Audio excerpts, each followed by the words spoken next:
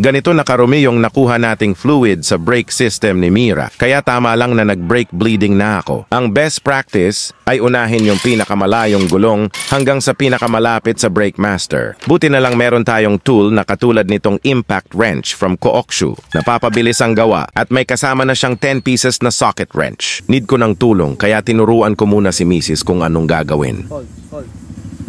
Tanggalin ko na itong rubber cup. At buti na lang at nakahiram ako sa kapitbahay ng hose, yun nga lang hindi ko siya pwede putulin. Mas maganda sana kung tama lang yung haba ng hose para di bumalik yung air bubbles. Gamit yung 8mm wrench, luluwagan ko muna ng kunti. Hold. At pinapapress ko na yung brake pedal kay Mrs. Bomba.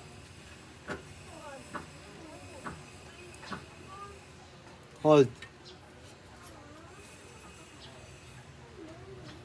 Bomba. Inulit-ulit ko lang yung process hanggang makita ko ng clear na yung fluid na lumalabas at wala ng air bubbles. At after ng pangwalong ulit, magdadagdag ako ng fluid sa reservoir. Ganito karami yung nakuha natin sa unang gulong, lumipat naman ako sa kabilang likod na gulong.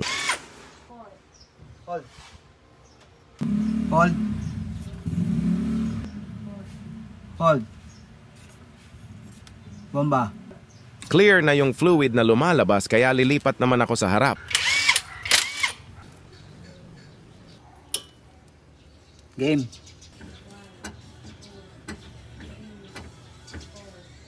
Hold.